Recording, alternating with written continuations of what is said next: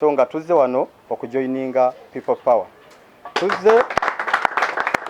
Tuzze nga tetukakiddwa, nga tebatuguze, nga tebatusindise. Naye tiimu Sleep ng'abavubuka twasazeewo tujoininge muvubuka munnaffe. Kubanga buli wenda bamukuluzaake ng'atambulira ku miggo nakyo kinyongera amaanyi okubanga kikyebaka. Ne ŋŋamba nti nyingire buli wamu naye ndabe nti tutambula ne Mwami Kyagulanyi. So nga kye mbasuubiza ekisooka, mbasuubiza nti mu mutima ogwange siinaamu buli yake, siinaamu kintu kyonna, kubanga oyo mba nsazeewo okwekolera ekintu nga tewali ankase, nkikola n'omutima gwange nga gumu. Nasazeewo nkikole nga sikakiddwa, ne nkikola ate nga ngenda kituusa we njagala. People Power, our power. Our power, People power. People Power, Our power. Olutalo nga luwedde tuliyambale ngule, tuliyambale ngule, tuliyambale ngule. Olutalo nga luwedde tuliyambale ngule, tulivimba mu Uganda eno. Muno gwe mukutu gwoliko essaawa zino omulungi andaba yenayona gy'osinziira nkwebazaako ne nkwaniriza nti weebale nnyo okugoberera emirimu gyange gyonna gye nkola. Olunaku lwa leero tuli Kamwokya era nga wetusinzidde okuweereza ku kitebe kya People Power. Ensonga etulese wano si ndala wabula waliwo omwami omu ku presidential aspirants oba omu ku baali basaba okwesimbawo era nga yasabye kusaba kwe mu Electoral Commission ekukkirizibwa nga obudde buneeno azze ng'era ekimulese wano eno ayagala ku stepping down abeere nga adde emabega wa Kyagulanyi. Omukulu ono abadde akulira ekisinde ekimanyiddwa nga Youth Power era nga it's a pressure group naye nga right now asazeewo ye n'ekisinde kye bonna bonna bagenda kudda ku side ya People Power babeere nga gye bapushinga okulaba nga 2021 omukulu Robert Kyagulanyi Ssentamu asobola okuba nga atwala obuyinza. Mpozi n'ensonga endala tulabyeko bana NRM abavudde mu bifo ebyenjawulo okuli Kyankwanzi na Kasongola ebifo ebyenjawulo ng'era bano bazze olunaku lwa leero nga nabo era bazze okwegatta ku kisinde kino ekya People Power ng'era nabo olunaku lwa leero tugenda banga tubalaba n'ensonga endala ze bagenda okwogerako wano negataako tugende tulabe abakulu bano musobole okuba nga mbikutuusaako byonna byonna nga bwe bibaddeyo Kamwokya wano. Dambarige manya gange oliko muno. Please come and join me here. Let's see how we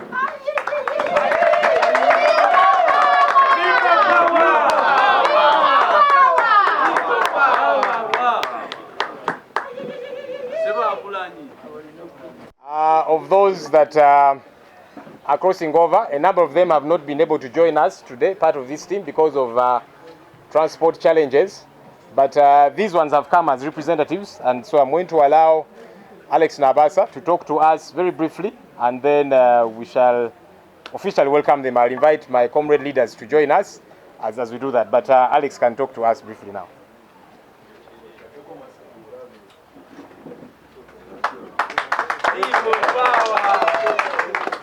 People Power, Our power. Our power, People power. People Power, Our power. Olutalo nga Luwedde tuliyambale ngule, tuliyambale ngule, tuliyambale ngule. Olutalo nga luwedde tuliyambale ngule, tulivimba mu Uganda eno.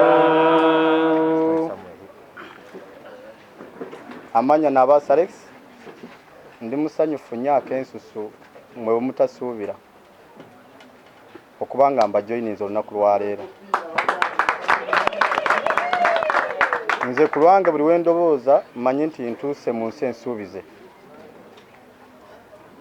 Ndeese ttiimu yange newankubadde batono naye nga balina ttiimu essukawo wano, kubanga ttiimu eno esinga si ye Kampala, Nakaseke district, Kyankwanzi, Gomba, then and Lushere. Nze kenyini kamwa kwogera nze yabeeyitidde kubanga twakola enteekateeka nga ya ku Mande ne bigaana naye eky'omukisa n'embeera nabo. So nga tuzze wano okujoininga People Power. Tuzze nga tetukakiddwa, nga tebatuguze, nga tebatusindise. naye tiimu Slip ng'abavubuka twasazeewo tujoyininge muvubuka munnaffe kubanga buli wenda bamukuluzaake ng'atambulira ku miggo nakyo kinyongera amaanyi okubanga sikyebaka ne ŋŋamba nti nyingire buli wamu naye ndabe nti tutambula ne Mwami Kyagulanyi so nga kye mbasuubiza ekisooka mbasuubiza nti mu mutima ogwange siinaamu buli yake siinaamu kintu kyonna kubanga oyo mba nsazeewo okwekolera ekintu nga tewali ankase nkikola n'omutima gwange nga gumu nasazeewo nkikole nga sikakiddwa nenkikola ate nga ngenda kituusa wenjagala kubanga sisuubirayo kipya kyenyinza okulaba kyesirabangako so nga ngenda kukola kino ekintu nga ngenda kweyambula ekyambalo kino n'omutima ogukirimu so saawa zino naleese ttiimu eno nga nsaba ekintu kimu newankubadde nti amaanyi mugateeka nnyo mu kibuga naye ne mu byalo tulina amaanyi nga tukyasinga obbanoonya naye nga tetulina mukisa gubatuukirira kubanga abavubuka bendeese abasinga bava Ngoma Nakaseke district we tubadde tusinga okufefeta akalulu ffe kennyini ffe tugenda okukafefeta nga tukafefeta Mwami Kyagulanyi ffe ng'abavubuka bwe munaatukkiririzaamu ne mutuwa ttiimu twagala tukire Nakasongola tukire Nakaseke district tukire Ekyankwanzi Lwamate tukire Lushere ne Igomba kubanga ttiimu nziina wabula kyensaba nsaba buwagizi bwammwe tutambulire ffenna nze nkimanyi nti tewali nkyukakyukayo na wabula enkyukakyuka eriwo yakukyusa bukulembeze ate nga kigenda soboka kubanga kirimu n'omukisa ekituleese wano olwedde gubadde mukisa tegabadde maanyi gaffe naye tetumanyi naffe kituyingiddemu amaanyi agatusoboseza otuuka wano ate nga kigenda bbaawo nze natandika owa mobilizer mwenaale mu 21 nentandika okunoonya akalulu ka Muzeeyi Museveni nkanoonyeza era ngezezaako nazaalibwa ndi mulamu nga siina bulemu bwonna naye piki yatuuka okunkuula erinnya nga nvuga bakadde kubatwala ku polling station okulonda Muzeeyi bwe bulema bwe nasigaza so nga nsaze obulema bwe nafunira ku Muzeeyi era nsaba maaso ga kamera zino Kyagulanyi waali sigenda musaba kintu kyonna sigenda musaba motoka sigenda musaba sente kubanga taziina wa mazima na bwenkanya kyafiirira naye nsaba nyamba ekintu kimu nga sinakira ne ku ground anyamba ngulire erinnyo lyange njagala kuddayo nga Nakaseke eraba nga nina erinnyo lya Kyagulanyi kubanga ngenda gibagamba era ndibalagireko ddala kubanga yavaamu nga ndi mu kampeni ya Muzeeyi njagala liddemu nga ndi mu kampeni ya Kyagulanyi nsabye bwe nti mu maaso ga kamera Kyagulanyi sigenda musaba motoka bw'atagiina sigenda musaba sente taziina afiirira mazima na bwenkanya era naffe tuleetedde omweyungako naye agenda kunyamba ekintu kimu antwale we bamanyi we batunda amannyo aligula aliteekemu bw'amala oliteekamu nkutirire ku gurawundi nga nina erinnyo lya Kyagulanyi bw'anankolera ekyo nze ajja kuba amaze kubanga nina obusobozi obuligula naye njagala lya Kyagulanyi lyennyini so nga kyensaba ekisooka nebaza mukulu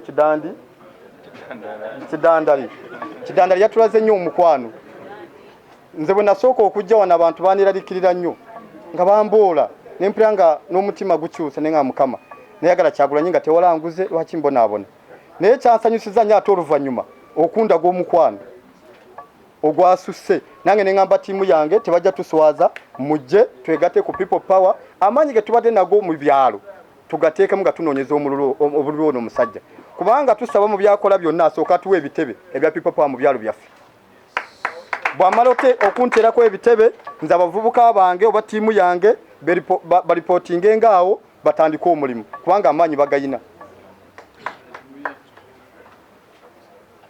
so ekindeese nga mmaliriza tuzze kyuka mu kukyuka kwaffe tubadde n'ebizibu bingi mwenaaleemu ebizibu ebyo nga ffe abavubuka nga tetuyambibwa nga tebatumanyi naye ate nga ffe kubanga natandika okulowooza nawulira nti waliwo abavubuka b'enaaleemu naye sibalabangako mu byalo mpozi okwambala t-shirt ne bagenda mu Serena okulya lanki naye sibabangako omuvubuka w'enaaleemu Nakaseke simulabangako Kyenkwanzi simulabangako Kirunga anoonya akalulu songa ffe abavubuka betumanyi ffe abasituka ne tunyonya akalulu nyumba ku nyumba songa tukisazeewo tukikolere wano naye bitusomoozeza byonna tusazeewo tubigumire kubanga tulina project yaffe ey'amata negwawo bwe yaggwawo tetugaa nti katudukire mu NRM kuba tugikoledde ebintu bingi bwe twamitinga actually twamitinga mukulu bala musama ekitiibwa naye bwe namumitinga yansindika wa Saida Bumba nansindikira mutabani we Isima Bumba naye natujolongeraawo so ekimala abavubuka okubanga tetweyamba nze natuuka okutunda akamotoka kange ka primo naye nga nteekamu ssente muzeyi Museveni tewali kyanyambi so kati kino nkikoze nga tewali kyenjagala naye nkikoze lwakyukakyuka tutambule n'omuvubuka waffe yagalagaana tulina otutambula naye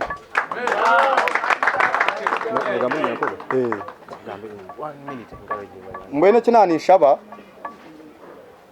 leka nsaba ebigambo biki leka mbanze nsiimira hanga owatutya dahanga yatuyamba kandi ubu yatuyamba twashika omuhanda murungi mbwene nimbangi itu twaza kuronda karuru omubushikire ntuza karonda n'omutsigazi waitu aije twatanise tuze karonda kandi mangu tuje karonda abo kwanye n'abatsigazi bamani twine kitirihire nkayita abatsigazi ba ngoma nkabatsigazi ba igomba nkabatsigazi ba Kyenkwanzi barihire nyongenze mu batsigazi bangambire bizibu byabonanye natamu abo kuba tinkwena ngo baheze mu bwesibu najya ntumene kitarakore mureke tujye injo muhanda dahanga ya treta tsya so abishemo ni mangu tuja koro murimu kandi tugusya turukwenda mbwena nishaba ononsomya mukama wange nabavuka banjegera bogereko omujeka owa Kyenkwanzi cyangwa kozesa dakika yoka Baramusiza bannaye amanya gange nze Mugabo Alex nganvira Kyenkwanzi district ono omukulu gwenze naye wano ye mobilizer wange actually almost yansoboseza okubanga nzija wano kubanga kyenkanja buli kimu kyonna yakitegese era okulaba nga ntuuka wano bannange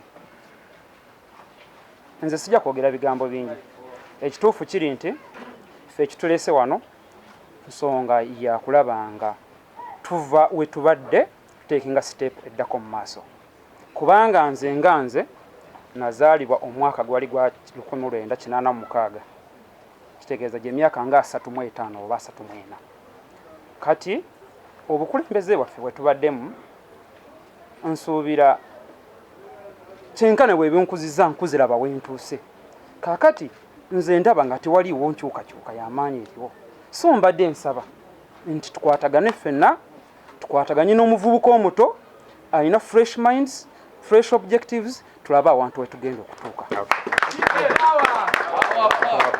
alright bashamwe twabakiira mwebale kutwegita ogwo mukyala banzayijaho mumisho ijora musaba abantu aba omu dakika emwe for gender balance also sanyiso balaba bassebo ne bannyabo nzize wano kulwa muganda wange ono yeyampise nze mbeera mu Kiganda Ntiana Lodge naye nange kyenkooye Museveni siganye nyinza okuba nga nyina bwemuyita naye ate tewali kyanyamba ekiri awo kati kyetugezaako okwogera kiri bwe kiti naffe mutugoberere Kyagulanyi tewali kirala kyekitulese wano kama bawo omukisa okay Alex ojja komawo mu maaso wano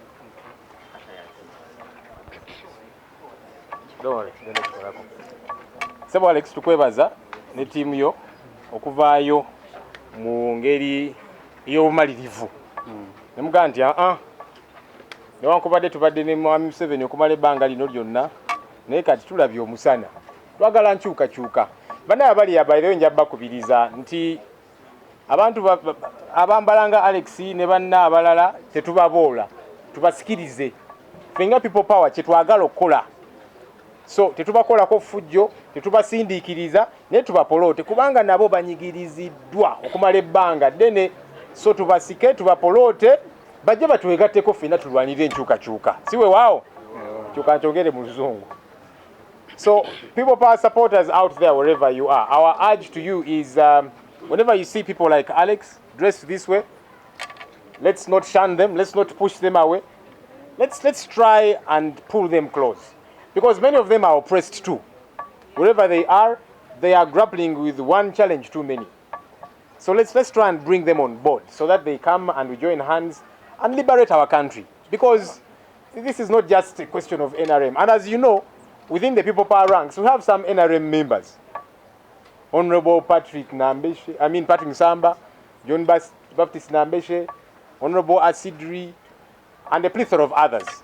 They are NRM card holding members. In fact, they are MPs on the NRM ticket. But they are saying we want change. So let's embrace these people. Let's allow them to come and join the fold so that we together get to liberate our country. I was about to say hallelujah. So welcome you. I'm going to invite my colleague leaders to, for starters, wants to give you some People Power attire. And also, at some point today, we are going to take you to meet our leader, Honorable Kyagulanyi Ssentamu, who will officially welcome you. So we have a beret for you, the leader of this team. People power. People power. Please come.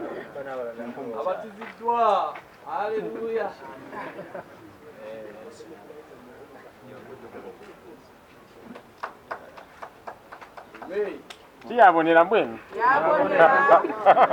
And I know we have some t-shirts and masks that we want to give. Let's spread. Let's try and spread across. Timina, I'm going to ask you to just a little bit of space somewhere there. Misho, get close. We'll just get closer so that people see you. Okay. Thank you.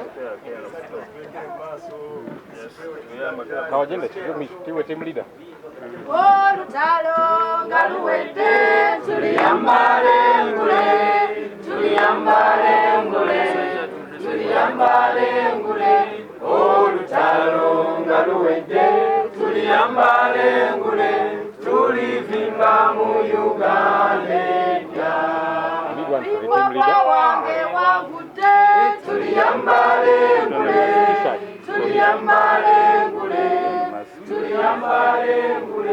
People power nge wangude tuliyambale ngule tulivimba muyugane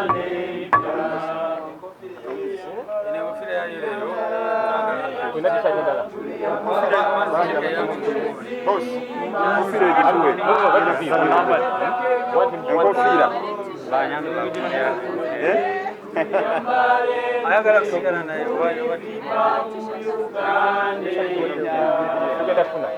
yambalire t-shirt then kiyinza obutansobokera ddala kati eno giteekaho kati naye enkofira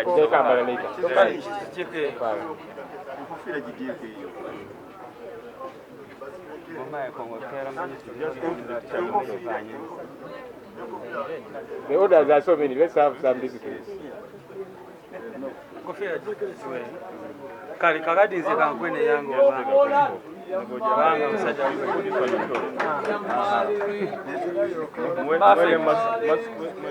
mask sigera kibweri tulivimba mu Uganda katumambulire eddala ono yambala engulezi olutalo nga luwedde tuliyambala engulezi tulivimba mu Uganda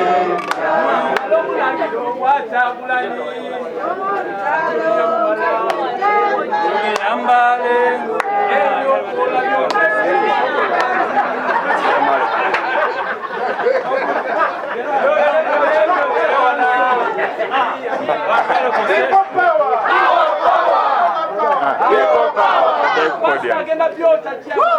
Okay. Where is the lady? Where are the ladies? Please come.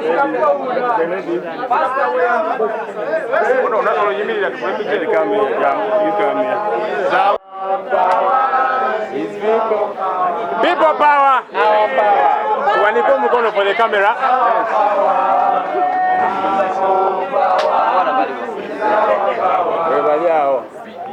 People power. Our power. People power. All right. Thank you, ladies and gentlemen. I know there is so much excitement, but let's calm down. Let's take our seats.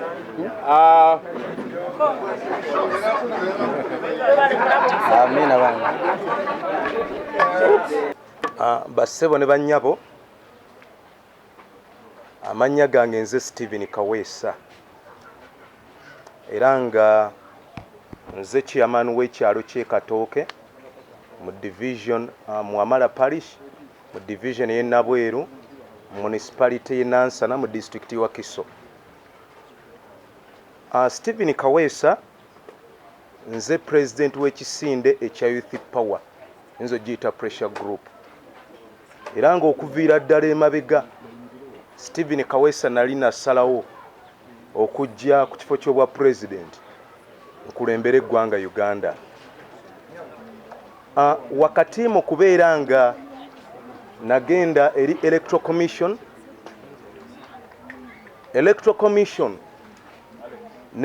nentuusayo okusaba kwange ntandike okutambula Uganda yonna nga nkonsultinga era Electoral Commission nenzikiriza era eno ye bbaluwa Electoral Commission gye yampa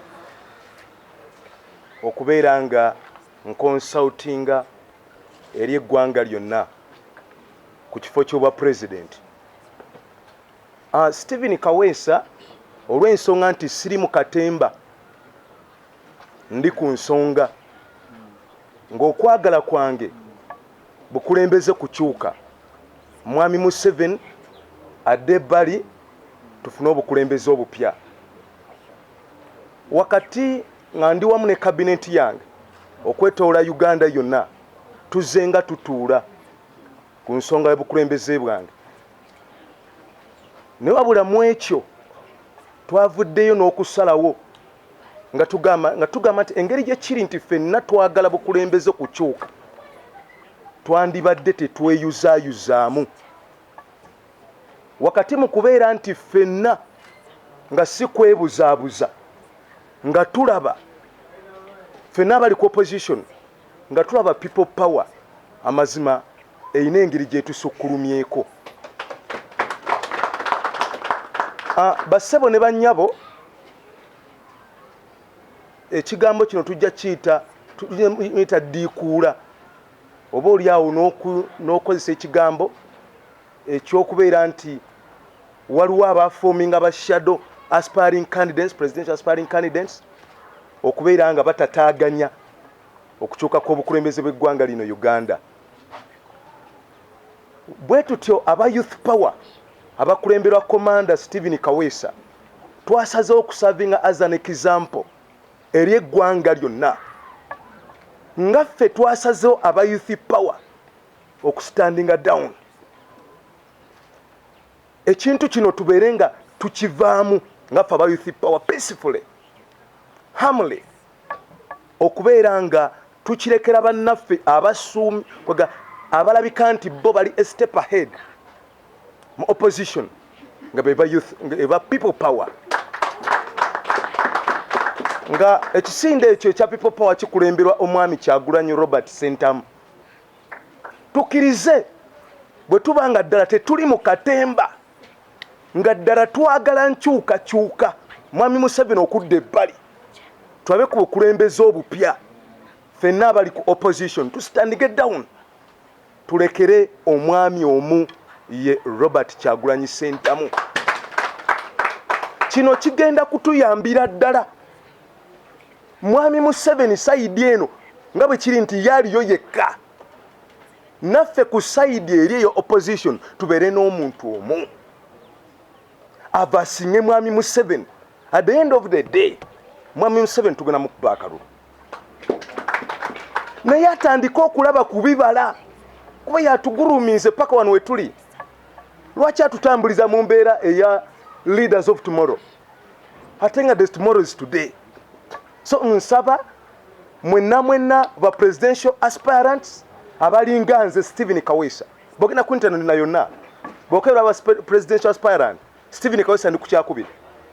So bangi nnyo abajjayo empapula amannya ngalina wano mundaba abalala mumpulira waliyo ba Samwota Lubega waliyo ba Bedi Bwanika Bakiza Besigye ba Robert Mau Lieutenant Henry Tumukunde Bachomu Rwomushana Mugisha Muntu Eten Joseph Mabirizi Timothy Mugerwa Bob Paulo Achileng ne Apostle Ben Isa fenna to standing get down nga Stephen Kawesa bwakoze tulekere mwami Kyagulanyi era kino nangirira tuboole buli presidential aspirant alemeddeko okwonoona akaluka mwami Kyagulanyi mwami Kyagulanyi ng'akutta obuyinza tuli bugabana kakasa tosobola kulemerwa ateekeddwa okuteekawo embeera ey'ebisanja Stephen Kawesa munange mujja okundabira nga nange nkulembera eggwanga lino mbasaba mwena mwena abaavayo nga ba presidential aspirant mufune ebifo eby'enjawulo obwa MP omukulu ayogedde ni mujje muno n'empapula obwa meya obw'abasente ba district mufune ebifo ebyo aba people power bajja tuwagira ekiza mujuulira Akiza Besigye tewali n'omu yali amumanyi naye omwami bamuyita na Santege Sebagala eja marketinga aina Santege Sebagala ne wali n'ayitawo ku bwa meya so tukole bwe tutyo fenna tudde emabega wa mwami Kyagulanyi ebifo byonna byonna tugiddemu tujja biwangula so mbasaba ampozi mu lusonkere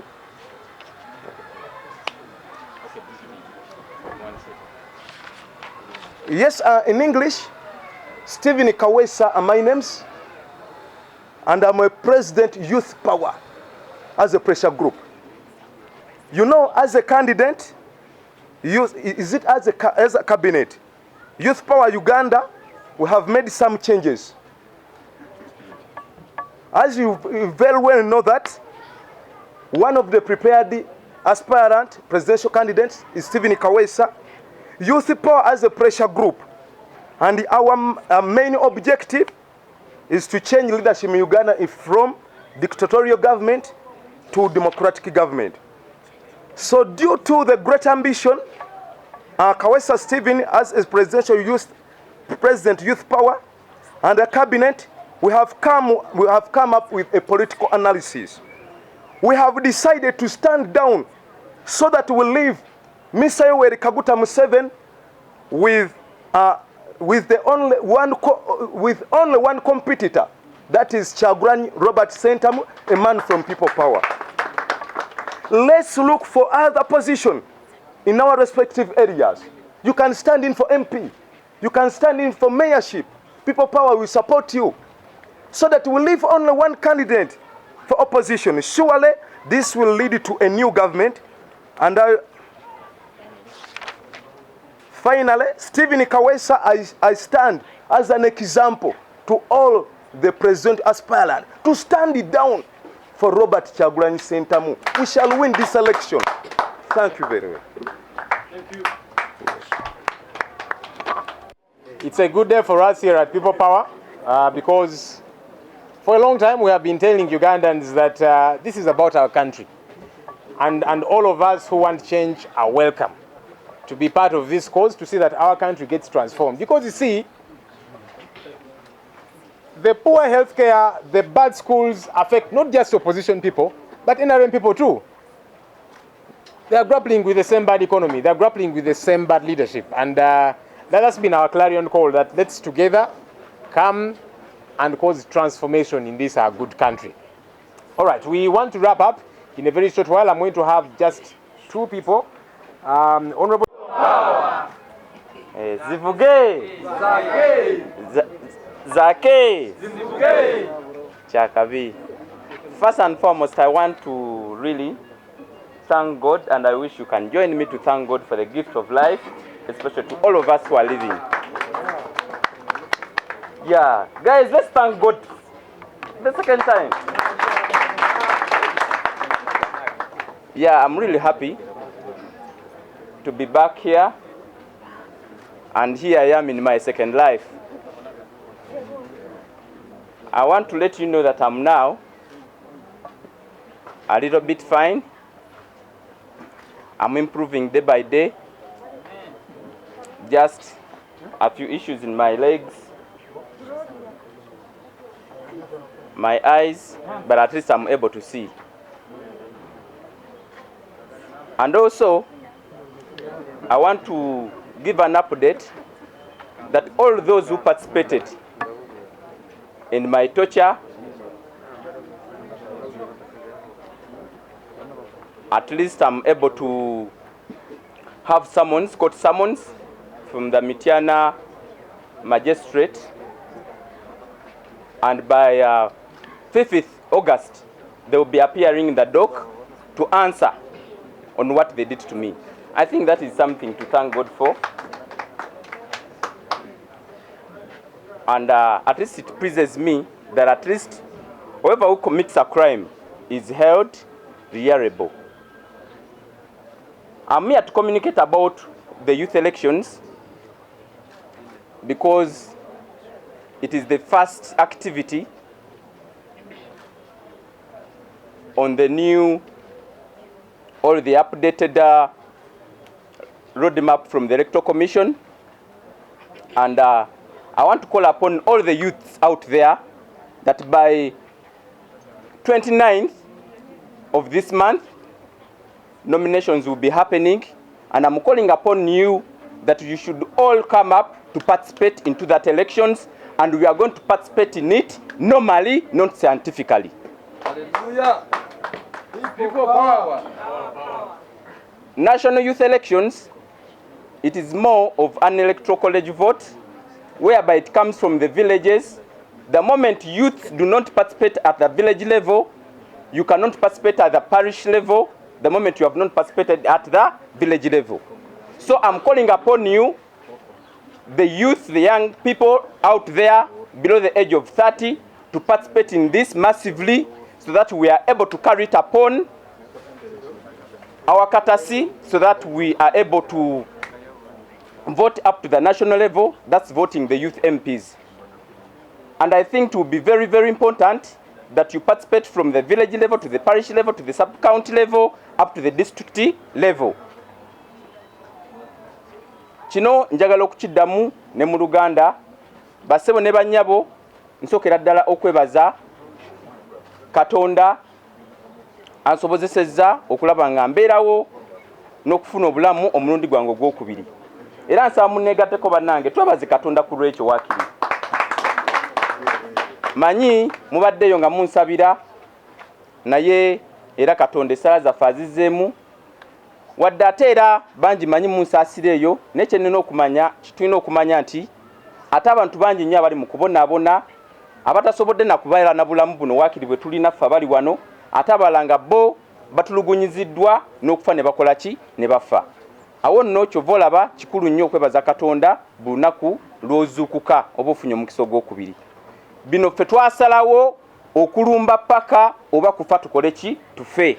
Tetujja ku giving up, tetujja kussa mukono paka ng'obwannakyemalira mu Uganda yatubukoze ki, buweddewo.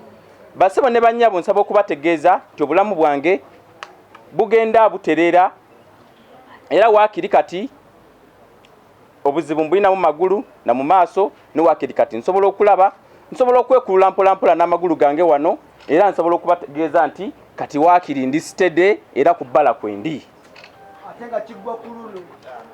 Basebo ne bannyabo, era update endala gye nnina yakutegeezaawo bonna bonna abantulugunya nti nga 5 ogw'omunaana bonna bonna ngenda kuba tubaagala mu Kaguli, kuba kati ba criminal nambeemu bafujjo balowooza nti ffe tulina effujjo naye bakyasinza otukolako effujjo, batutulugunyizza ekimala. Nze ngambye waakiri nja kusipeninga n'akasente kange akasembayo mbatwale mu kooti zonna zonna ezeetaagisa. Tuva wano e Uganda we baagala okukola ebintu ebitaliiyo, tugenda mu East Africa, tugenda mpaka ku international level, tubaloope tulabe nga abantu abo bakolebwako ng'amateeka bwe gakola ki, bwe galagibwa. Era basebo ne bannyabo, ensonga endala gye nnina yakulaba nga mbategeeza abavubuka mwenna mwenna abali eyo nti waliwo akalulu akagenda okuba nga katandika ak'abavubuka, era ku roadmap eyakafulumizibwa gye bayise ya scientific ffe kyetutakkiriza kuliko date eya 29 guno omwezi, nomination z'abavubuka oba okulaba nga abavubuka beewandiisa ku bululu obwo wegenda okuba nga etandika nga 29. Nsaba abavubuka mwenna mwenna muveeyo nga mu bungi twesimbewo ku byalo byaffe tulabe nga tuwangula ebifo ebyo. tewali kifo kyonna kyonna kye tugenda kuleka nga people power teyinako ba candidate. Era kyekiseera abavubuka mwenna muveeyo mulabe nga ekitebe kyaffe wano kibamanyi nga mugenda okwesimbawo ku byalo byaffe. Ndi musanyufu nina be nalabye abavubuka nga bavuddeyo ku byalo nga batandise okukola ki okweyagaliza ebifo ebyo kuba biri ebifo ebyenjawulo bingi nnyo ku byalo byaffe. Nsaba muveeyo ku byalo twesimbewo, kubanga oteesimbawo ku kyalo tusobola genda kumuluka, tusobola genda kugombolola, tusobola kweyongera ku district paka ku national osobola okulaba ng'olonda abakulembeze b'abavubuka mu parliament. Basebo ne bannyabo era kwekyo njagala okwongerezaako nga mbategeeza nti akalulu ako ka electoral college kalondebwa abavubuka bokka abali wansi w'emyaka 3 ate n'abeesimu balina kubeera wansi wa myaka 3 nga nange we mundaba wano. Basebo ne bannyabo ate tekitegeeza nti abavubuka temusobola kwesimba ku bifo birala, musobola okwesimba ne ku bifo ebirala paka kubwe mu pitch of olaba ate ne kuba president era tulinako omuvubuka munnaffe Honorable Kyagulanyi ate nga ye president addako baagala tebakola ki tebaagala. Era ku lw'ensonga eyo mbategeeza nti obulwo tugenda kubugendamu si mu mbeera ey'ekisayansi eyo gye bagezaako okulaba nga batuteerawo. Ffe ebyo byonna twabiganye, twagala kugenda mu mbeera eza bulijjo tule nga tugenda mu kalulu ak'amazima n'obwenkanya, akalulu akalagirwa ssemateeka yaffe ke tugenda okugendamu. Era abavubuka bonna mbakubiriza eyo tugenda kugenda nga tunoonya akalulu mu bavubuka bannaffe nju ku nju kyalo ku kyalo nga n'enkuŋŋaana tuzikuba kubanga ze ziteekeddwa mu maki mu mateeka.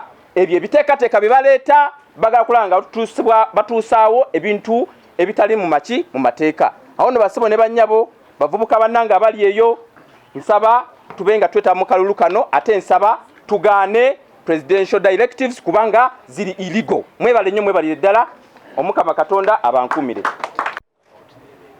I'm Ambassador Sheila Princess Obia, the former Miss Tourism West Nile 2015-2016. It's a pleasure to be here today. Just so I have a few minutes to put across my information, 1 minute actually. I would like to encourage the young ladies out there that this is our time. This is the time for us to do what we have been waiting for a very long time. It's about that time that not only ladies, even the women out there too. You are our mothers, you have inspired us for far too long. It's about that time that we rise and stop being just in the kitchen. We should also fulfill our role as the mothers, as the ladies, the young ladies out there, to fill the August House. Not only the August House, but even in the different positions that we have in our constituencies, in our villages where we come from. All I can say is that people power, our power. Today is today, and tomorrow is another day. We must start whatever we want for tomorrow right now, and this is the time. The time ticks right now. Ma'am Vupima Dupi as immediately Maru Sheila Princess Obiai, Miss Tourism West Nile 2015-2016 Vuri. Alayo mini amokururi, we are very powerful. Amokoru saru le aduke ama iyo azi were leriki yazuiku iyo di best amadia lezo amani okoi suzu iyo tozu amani kari divuri bazu kililirare bama yo risiku bama du leadership di ama mefiliki parliament ama mefiliki angu amani ngazuri malia villages amani ngazuri malia asokipo oporu askunya kakipa so sad siku yani we shall just remain in the kitchen amalunga awi jokoni adale. But this is about time le ama medoki yo sipirari yezo our feminist arumerizo. I remain Sheila Princess Obia. People power. Our power. Thank you so much. Tuliyambale ngule olutalo ngaluwedde tuliyambale ngule tulivimba mu Uganda empya. When the struggle is over, we shall wear the victor's crown. We shall wear the victor's crown. We shall wear the victor's crown when the struggle is over. We shall wear the victor's crown in a new Uganda. Thank you and God bless. All right. Ekisinde kyaffe ekya people power kiina bikisongako olunwe. Ffe nga aba people power tulaba nti abakulembeze baffe abatutwala kaakano beeyongedde okukozesa embeera ya corona okulinnyirira eddembe ly'abannayuganda, eddembe ly'abannansi, awatali ngeri gye basobola kuwuliriza ebintu bye bakola. Ffe nga People Power tweyongera okweyanza bannaffe abakola mu byobulamu, abasawo, badokita, bannansi n'abalala abagezaako nnyo n'amaanyi okukola ekisoboka okulaba nga bannansi baffe babeera mu mbeera ennungi. Ate nga munnange abasawo baffe bano bakolera mu mbeera enzibu ennyo, tebalina byakukozesa, akasaala katono, oluusi kajja leeti, naye beeyongera okukola emirimu gyabwe. Ffe nga People Power tubeebaza. Weewaawo twebaze ne Katonda kubanga akoze kinene nnyo okukuuma eggwanga lyattu lino. Tetunnabaayo na muntu yenna afa kirwadde kya corona, si lwa kubanga ebyobulamu byaffe birungi nnyo, naye Katonda atubeereddemu mu buli ngeri. Abamu bayinza okugamba nti omuggalo Mwami Museveni gwe yateekawo gwe guyambye okulaba nti teri bannansi bafa. Ekyo si kituufu nnyo kubanga omuggalo weeguli, naye abalwadde tubalina era abeeyongera okufuna akalwadde kano tubalina newankubadde nga omuggalo weeguli, naye bannaffe bano tebafa, era kyetuva twebaza omutonzi ku nsonga eno. In fact tuze nga tulaba obutambi nga bannaffe bano be basanzeemu akawuka ka corona gye baleebe malwaliro bakyakyanca balamu, kugamba tebali mu mbeera eyeeraliikiriza. Weewaawo corona talina munnansi yenna gwe yaakasse, era tusaba nti tewabaayo n'omu afa. Naye ate gavumenti yaffe abakolera ebitongole bya gavumenti ebyokukuuma bannayuganda, poliisi, LDUs n'abalala, ate bo bakoze kinene nnyo okutta bannansi. Era examples ebyokulabiraku ebiri bingi nnyo. Tulina omukulu gwe bayita Vincent Serungi, ono mutuuze ewakiso, bamukuba essasi ne bamutta mu mwezi gwa Maachi 31. Margaret Nanyunga mukyala mukaddemuko, yali mukaddemuko nga alina emyaka 8. Aba LDU bamutta bwe balumba ewuwe olunaku olusooka mwezi gwa April mu Kyengera. Wilbur Kawono ono yali muvuzi wa boda boda, naye abapoliisi bamukuba amasasi mu disitulikiti y'e Budaka nga April 18. Ejinja omukyala gwe bayita Evelyn Namulondo naye yakubibwa amasasi aba LDU. Charles Sanga ono yali musajja businessman naye yafa oluvannyuma lw'aba poliisi n'abasirikale okumulumba nga bagendera ku biragiro bya RDC. Nga May 10 Alfred Muwanga omusajja ow'emyaka 46 yali abeera mu kyalo kye bayita Kapwata mu disitulikiti y'e Queen naye yakubibwa amasasi aba LDU nga bateeka mu nkola ebiragiro bya kafyu. Nga May 13 Eric Mutasiga ono yali akulira essomero lya primary Mukono yakubibwa amasasi aba LDU. Yali agezaako kubeegayirira baleme kuba mukozi wa chapati kubanga ba LDU baali baagala omukuba amasasi, yali akola chapati ng'obudde bwa kafi butuuse. Eric Mutasiga mu ngeri y'okubeegayirira tebakikola, ate mundu baazitunuza ye ne bamukuba amasasi era yamala n'afa. Kasese omukulu gwe bayita Benon Simenta era nga musajja yali alina abaana be 8 naye yakubibwa amasasi, omusirikale yamukuba amasasi nga June 24. Mu Oyam aba LDU bakuba omusajja ow'emyaka 65 ne bamutta wiiki ewedde. Lisiti mpanvu bangi abatiddwa era n'abo abapookya n'ebiwunda ate bo basingira ddala n'obungi. Ennaku eziyiseeko emabega omuvubuka gwe bayita Hussein Walugembe yeeyokya ku lwaki poliisi yakwata boda boda ye piki nga bateeka mu nkola ebiragiro bya kafyu naki. Abaaliwo bagamba nti poliisi yagamba Hussein eno ono abawe emitwalo 10 basobole okumuwa boda boda ye, naye Hussein musajja watu sente nga tazirina, kwegamba ensi nemusobera kwekweyo kyokwo. Hussein engeri gye yafaamu kiraga ki ekigenda maaso mu ggwanga lyattu. bannansi obunyiikaavu balina ku mitima n'embeera gye tuyitamu. Ffe nga people power tugamba nti gavumenti etandike okukendeeza ku muggalo, okuggulawo ku muggalo guno n'ebiragiro bye baateekawo.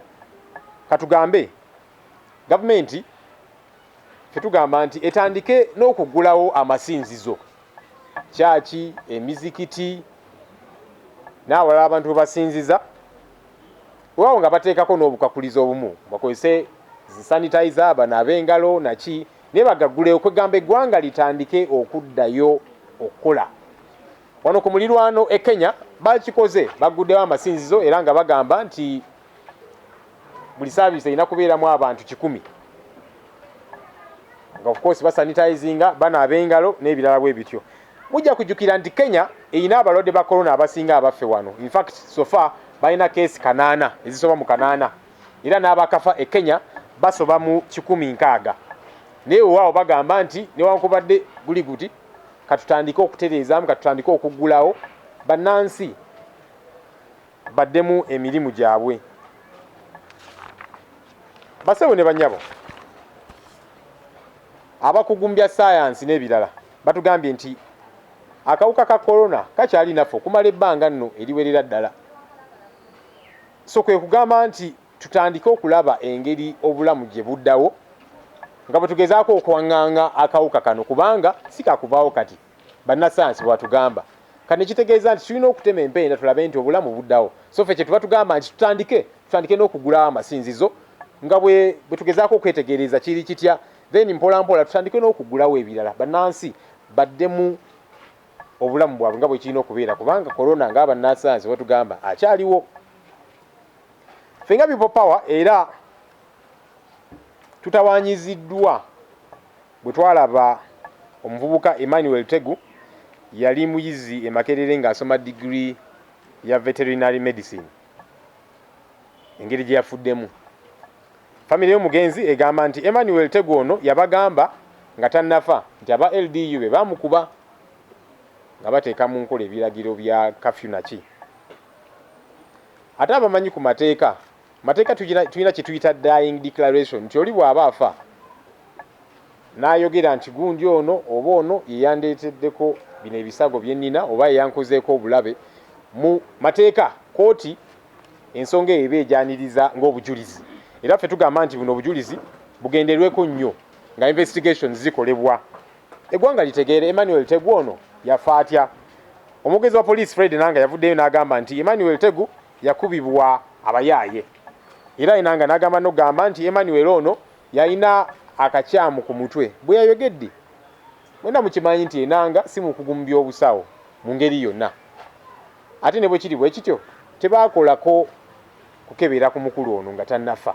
So kati Enanga okuvaayo n'agamba nti omukulu ono yalina akakyamu ku mutwe naki, abanga ayongera omunnyo mu kiwundu kya famire ya Emmanuel Tegu ono, era ffe kyetuvumirira. Enanga y'omu yagambye nti CCTV footage oku St. Augustine Incident Center awo waali, era Enanga ne police tubasongooza ne tubagamba nti obufaananyi buno obwa CCTV bubufulumye, eggwanga litegeere, famire ya Emmanuel Tegu etegeere omukulu ono yafa atya. Kwa police egenda nevaayo n'egamba nti tulina CCTV footage bwe baayogera ku kufa kwa Ziggy Wine, era ne bayogera bwe batyo Enanga y'omu ku kufa kwa Rita Nabukenya, ne bagamba ebifaananyi tubirina ne kaakano tebivangayo. So ne kuluno bagamba nti weebiri bifeeyo, eggwanga litegeere, famire ya Emmanuel Tegu etegeere munnaffe ono yafa atya. So si bino police kuvaayo n'egamba oyo abaye be baamukuba simanya alina ekikyamu ku mutwe, ekyo ffe tukivumirira nga people power. Ffe tuvumirira effuga ery'amaanyi erikozesebwa emmundu bannaffe bamukuumadde abeena otukuuma abapoliisi ab'amagye LDU n'abalala. Era mu bufu bwe bumu ffe nga people power tugamba nti gavumenti ekole ekisoboka kyonna okutandika okutereeza embeera y'abannaffe bano abambala yunifoomu, abasirikale, abapoliisi, mwatusi nti bonna abakyamu. Mulimu n'abalungi abeegwanyiza enkyukakyuka era tebayisa bannansi bubi. Naye ffe tugamba nti ensonga eno ekolebweko, kubanga nabo bayita mu buzibu obunene nnyo, basula bubi, balina amabanja, abaana baabwe tebasoma naki, balina obunyiikaavu ku mitima. Nabo tubakoleko kubanga bannansi. era beegwanyiza enkyukakyuka nabo abasinga ngaffe. Mu bufuwe bumu tukubiriza bannayuganda nti tusigale ku mulamwa okukola ekisoboka kyonna okulaba nti eggwanga lyattu lino liva mu ffuga ebbi, nti tutereze eggwanga lyattu literere gibeereko ng'amalala amawanga kisobokera ddala mu ngeri eyo. Mwebale nnyo, mwebale ddala bassebo ne banyabo. Ebyenjawulo bajje bafune empapula bazijjuze tubategeereko n'ensonga ze baagala okwasaganya, tulabe engeri gye tutambulira awamu mu buufu obwo. So tujja bajjukiza ti foomu weeziri abeegwanyiza ebifo ebyenjawulo mujje mu zipiiki nga baagala okuyimirira okutambula awamu ne people power. I'll say that in English. We, as a movement, put out a call for those that are interested in running for various positions. The forms are available. Please do come and pick them if you desire to run for MP, LC5 chairperson, mayor, councillor, and all the other positions, and you want to run under the People Power movement. Please come and pick those forms, fill them. We only want to get information about you. Do not worry about, because some people have expressed concern, but now they probably want to see whether we have experience or that kind of thing. No, we want to get to know you, but more importantly, your heart to serve the country. As a movement, we are not very old, but people have entrusted us, even though we don't have so much experience in politics. But people are saying, those guys, those ladies and gentlemen, have a heart for the country, and they want to see it get better. So please do come pick those forms, and we get to see how we move together. All right, I'm going to, for starters, I want to take note of a gentleman. I don't know where he is. Roy Semboga. Please stand. Roy Semboga. People power. Our power. People power. That gentleman has been a guest of the state for how many days? 5 days. He has been enjoying his taxpayer money. He was locked up at Central Police Station, I understand. We are delighted that... Yes, mbakulisayo nnyo lukuŋŋaana olwo lw'abannamawulire era nga ensonga ezogeddwako kansi wetu zifunye bulungi. Mpozi bana NRM tubalabye abazze ne bakyusa obweyamo bwabwe oba okukyusa ekibiina era nga right now bali under People Power era nga tubalabye nga bambazibwa barrets n'engoye eza People Power. Mpozi n'ensonga endala nga bwe zibaddeyo olunaku lwa leero okufa kw'Abannayuganda okw'ekyenoonere ng'omukulu Joel Ssenyonyi bw'akwogeddeko nti Uganda tetunaafunayo keesi n'emu ya mulwadde wa COVID afa wabula kesi zonna ze tufuna bantu abatiddwa mu period eno ya lockdown babadde batibwa bakuumaddembe abantu betusuubira nti bandibadde bakuuma era ng'ensonga eyo ffe nga abamu nno tugivumirira nnyo era nga tugamba nti poliisi n'ebitongole ebikuumaddembe byandibadde nga bikola emirimu gyayo mu nkola eyegezaako kuba nga tebalumya nnyo bannayuganda kubeera be bannansi ate era nga be basasula omusolo oguvaamu omusaala gwabwe. Okay, n'ebigambo ebyo Dambarage manya gange obadde mulayo mulungi nnyo kuba gye twatandikidde obadde ku muno wennyini teweerabira okusubscribinga, yes, likinga, commenting oba olina kyoyagala okuŋŋamba. Facebook page eri muno. Mwebale nnyo, mwebale ddala, mweraba.